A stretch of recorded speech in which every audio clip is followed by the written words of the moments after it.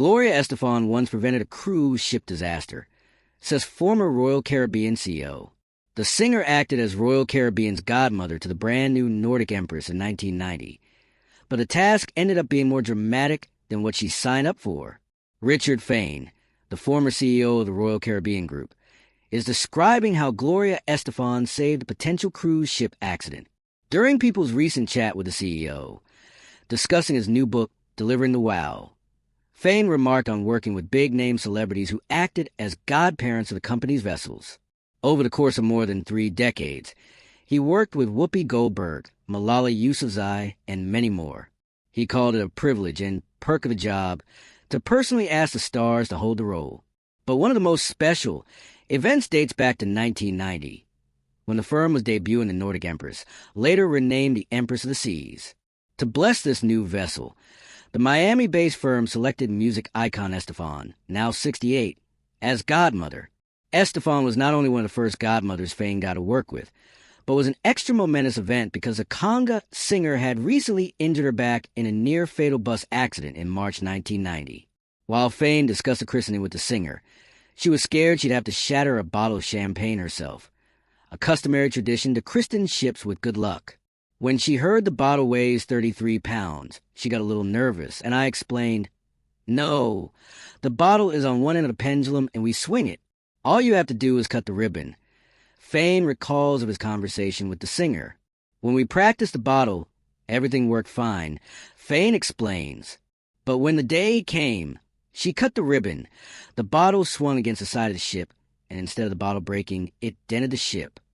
While the Royal Caribbean team rigged things together to make the show ultimately operate, Estefan was very helpful in dealing with the interested onlookers.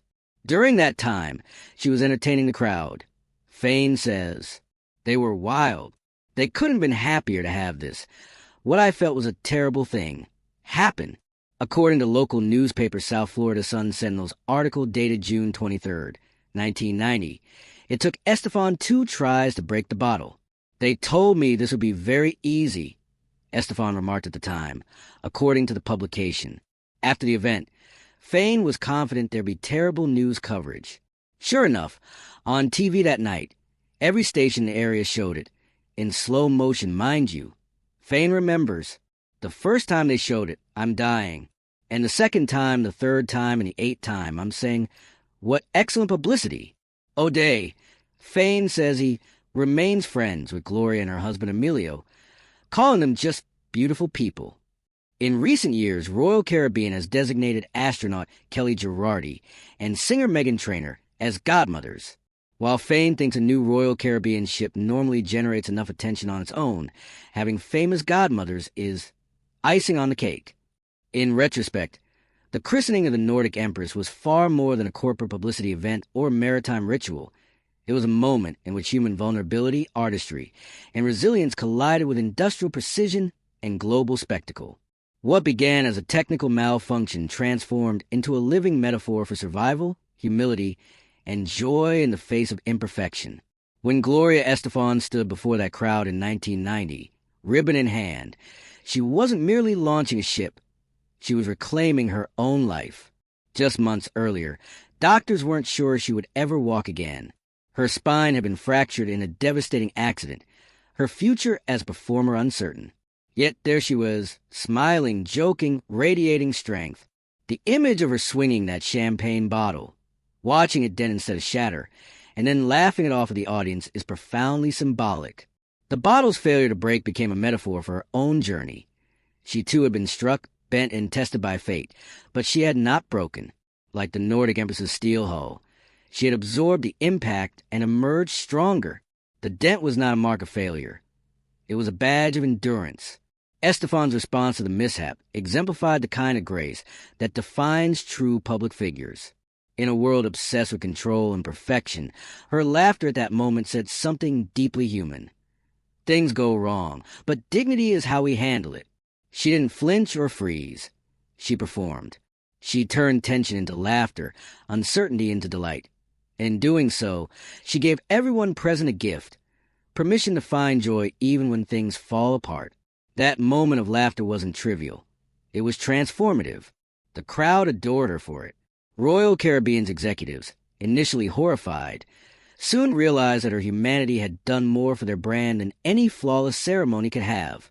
In an era before viral clips and social media, Estefan created a moment of shared authenticity that lived in people's memories for decades. For Richard Fain, the CEO who had spent his career navigating corporate perfectionism, that christening was a turning point. He entered the event as a meticulous businessman and left it as a storyteller. His account of dying as he watched the slow-motion replay of the bottle denting the ship, and then realizing the genius of publicity, captures a leader's awakening to a new truth, that imperfection, when handled with sincerity, can amplify connection rather than erode it. That realization would shape the company's future branding strategy. Royal Caribbean began to understand that ships were not just steel giants. They were emotional vessels. Every ship's story, every godmother's blessing, was an opportunity to connect with the public on a human level. The Nordic empress christening, then, became a foundational myth, a lesson in humility, humor, and perspective that would ripple through corporate culture for years to come. Even decades later, Gloria Estefan's presence still symbolizes optimism and courage. She represents a generation of artists who transcended fame to embody resilience. Her collaboration with Royal Caribbean wasn't a coincidence.